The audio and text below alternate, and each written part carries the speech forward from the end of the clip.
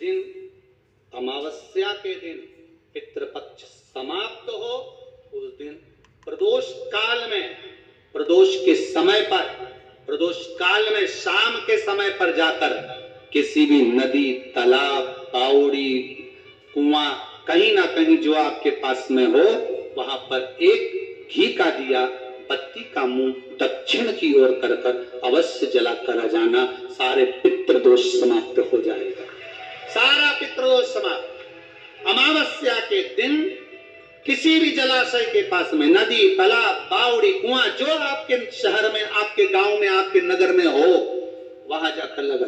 अगर नदी, तालाब, बावड़ी, कुआं नहीं है तो पीपल का वृक्ष हो या बेलपत्री का वृक्ष हो या बट का वृक्ष हो, उसके नीचे लगा दो प्रदोष काल में। पर अमावस्या के दिन लगाएं जरूर। क्यों? क्योंकि अमावस्या 16 दिन तक पितृ मृत्यु लोक में आने के बाद में भोजन ग्रहण करते हैं। अमावस्या के दिन पितृ शाम के समय प्रदोष काल में शंकर भगवान का नाम जाप कर कर नदी, तालाब, बावड़ी पर पानी पीने जाते हैं।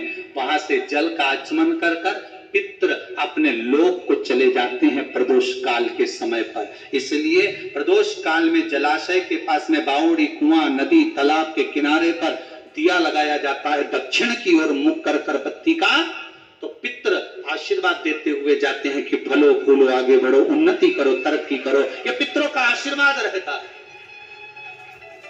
पितरों का वर रहता है। आप देंगे उसको मिलेगा, कुछ करा ना करा। फिर अमावस्या के दिन, जिस दिन पितृपक्ष समाप्त हो, उस दिन दिया दक्षिण की ओर बाती का मुख कर कर महाराज सती मैया ने एक करना पड़ता है। उस दिन पीपल की पेड़ की परिक्रमा करो या तुलसी की परिक्रमा करो या पूजन करो, पाठ करो, कुछ भी करो, पर सोमती के दिन दान करो, पुण्य करो, सत्कर्म करो, भजन करो। तो सोमती अमावस्या का विधान इतना शास्त्र क्यों कहता है कि सारी अमावस्याओं में प्रबल सोमती अमावस्या, शनिचरी अमावस्या से भी बड़ी अमावस्या सोमती कहलाती है। हमारा जितने भी ग्रह, सारे ग्रह चंद्रदेव के साथ मिलकर भगवान शंकर की आराधना में डूबते हैं, और भगवान शंकर की आराधना में डूबते हैं तो उस दिन जो किया हुआ दान, पुण्य, सत्कर्म है, वो हमारे, आप लोगों को मालूम होगा, पितरों की 3 गतियां, पितर, आहुत, वासुक, कितने? 3। गर्भ में जो चले गया आहुत, कुंवारी अवस्था में गया, कि रात्रि को जब आप सोने के बाद में 1-1.5 घंटे बाद अगर आपकी नींद खुल जाए, 1 घंटा 1.5 घंटा आप सोइए, उसके बाद जो नींद खुली तो 1-1.5 घंटे तक अगर आपको नींद नहीं आ रही है, रात्रि को सोने के बाद में 1 घंटे बाद जब उठे तो आपको प्यास लग गई, भूख लगने लगी, प्यास लगने लगी कि मेरे को पानी पीना पड़ेगा, घबराहट हो रही, पानी पीना पड़ेगा।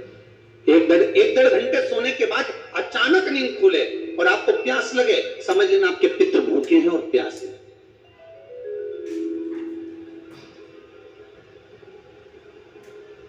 वो भूखे और प्यास है, उनको जल की जरूरत है।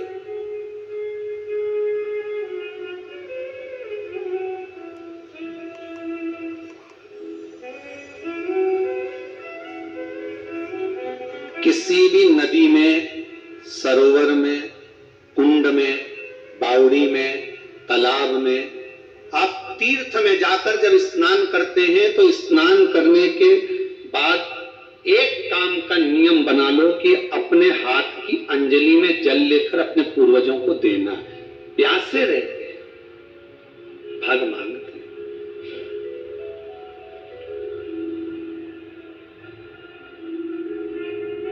भाग प्राप्त करना। 3 वृक्ष पितरों के तुल्य हैं। नैमिषारण्य की कथा में भी कहा था 3 वृक्ष पितरों के तुल्य हैं। पहला पीपल, दूसरा वट वृक्ष, तीसरा बेलपत्र का वृक्ष। ये पितरों के तुल्य हैं। अगर आपको रात्रि में नींद नहीं आ रही है, ऐसा लगता है कि रात्रि को 1 घंटा 1.5 घंटा सोने के बाद कुछ गलत गलत विचार आने लगते हैं, नींद सुबह 3 बजे तक, 4 बजे तक नहीं आती, 4 बजे के बाद फिर नींद आती है, तो एक प्रैक्टिकल जरूर कर देखना। एक प्रैक्टिकल करने में क्या जाता है? प्रयास करने में क्या कुछ जाता है क्या? प्रैक्टिकल कर देखना कि कहीं सीवर वाला हमारा झूठ तो नहीं बोल रहा, तो प्रैक्टिकल करने में कुछ नहीं जाता। 1 लोटा पानी लो, उसमें थोड़ा सा कच्चा दूध डाल लीजिए, श्राद्ध पक्ष चल रहा है,